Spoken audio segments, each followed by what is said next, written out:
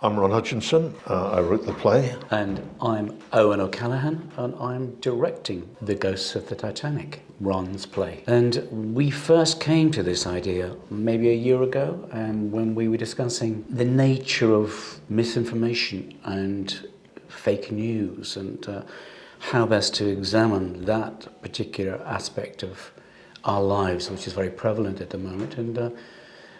And in discussion with Ron, he came up with what we think was a very good metaphor for looking at that shape of the world. I have a ghost of the Titanic in my own life. As you know, my grandfather was a ship fitter at Harland & Wolff and worked on the Titanic. Always been part of the family legend, but it's true, Jack Lytle.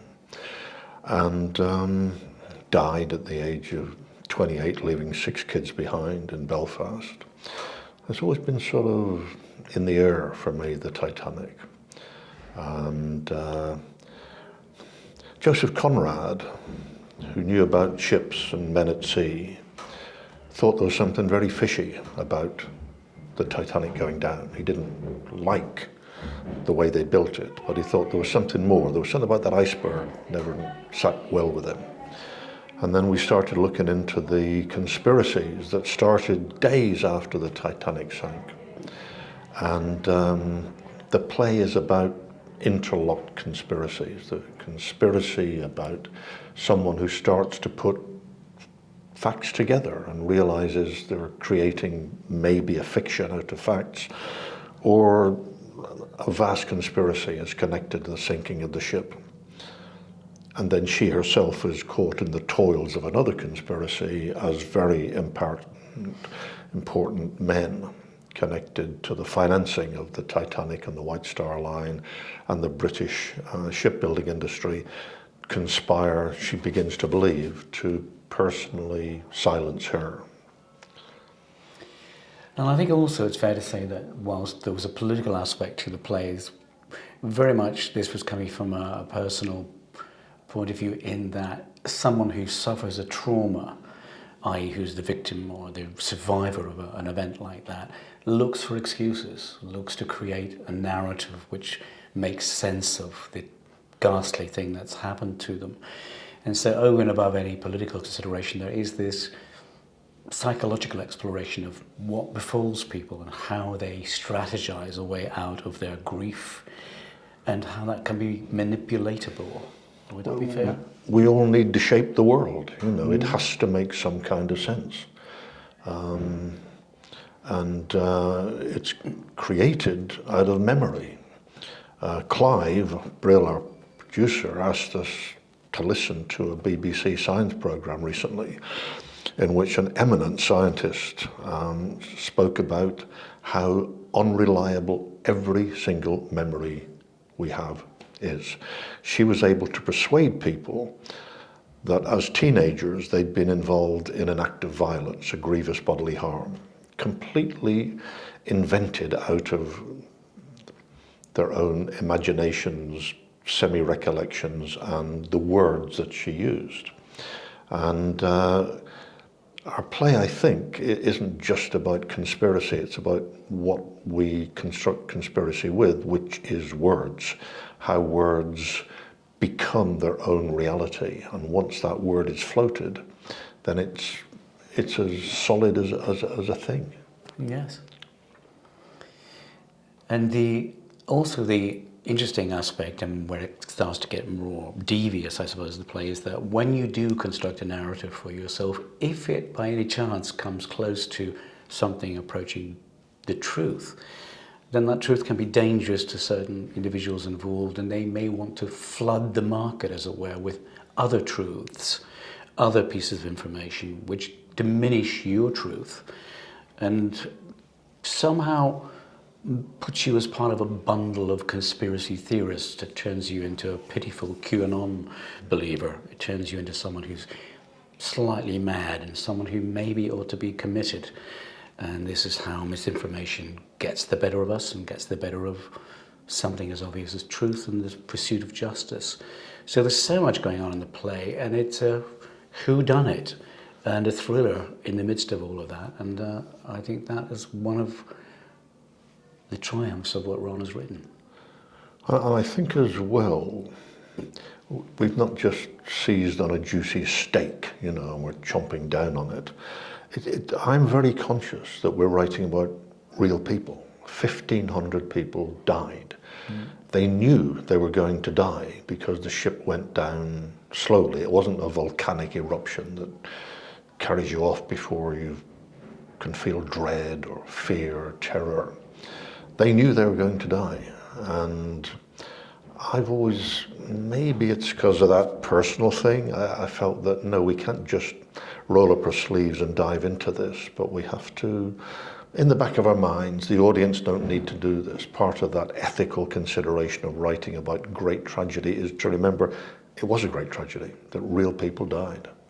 And that sort of informed, I think, some of the writing and made me, as the writer, dig just a little deeper. When I've thought maybe the plot manipulation is getting too cute, I've reminded myself it's about reality, about real people, and their slow suffering. And that's made this a very personal thing for me to do. Yeah, and I think that the risk of being too complimentary, I think you've succeeded in doing that. And this story of the Titanic somehow has captured the imagination of generation after generation. It's the enormity of the event, the hubris of man in thinking he can control the elements, all of that together with a fear of dread of the deep. It's a good vehicle to examine all the things I think we've been discussing. Well, the popular and the creative imagination, because I was friends, when I lived in LA, I was friends with Jim Cameron. And I remember being at his house in Malibu, and I said to him casually, so what's the next project? And he said, I think there's a story in the Titanic. And I think the reason for that was Jim he trained as a scientist, so things are of interest to him, robots are things. This was the biggest thing a filmmaker could ever create and sink. And he talked very enthusiastically about the research he'd done. And on the way back down Pacific Coast Highway, I said to my wife, I said, what do you think about that? She said, I'm not sure. Ship sank, so what? And I said, yeah, I think he'll either make $1 billion out of this or it'll be a complete bust, because there'd been Sink the Titanic, the Lou Grade thing. So his creative imagination was inspired by the Titanic. He wanted to tell that story, and he did make $1 billion out of it. So it keeps recurring in our lives, and I'm as drawn to it as Jim was, and I'm sure in 50, 60 years' time somebody else will find the Titanic another metaphor for another exploration. In a 90-seater theatre, we've kept the mise en scène, this setting, as simple as possible, and we are allowing the words to do the work. And we're hoping the openness, the abstractness of the setting will be to the benefit of the play. The politics of the piece as relates to the contemporary nature of politics. Do you want to have to say any more with that, Ron? Well, I think the world, is coming out of a period of shock and grief, and the play is really about grief. It's about a grief-stricken young woman who comes to New York because she wants to know what her musician husband, fiancé, was playing when the ship went down, because he was in the band, and nobody can agree on that simple fact. But it's her grief that drives her grief and her anger at not getting an answer. And it made me realize that there is this huge, huge amount of grief in the world now because of this, the COVID thing, and then the Ukrainian and the Russian thing. We're all going to know grief. And I started looking into how they would deal with grief in 1912, and it's around about the time that Freud was meditating on the difference between grief and melancholy. Melancholy, which we call depression, and he began to differentiate the two. Honest grief, real pain, and pain that seems to be exterior, a thing that fastens itself on people. And I think that when you're faced with awful grief and awful trauma, the thing that makes it worse for everyone is to know that you've been lied to, to think you've been misled, to think that history has been reconstructed in a way which is to the benefit of one side only. And that's partly what the play is addressing as well. We're opening this play in the Park Theatre from the 10th of March, and it runs for 3 weeks until the 2nd of April. We'd love to see you there.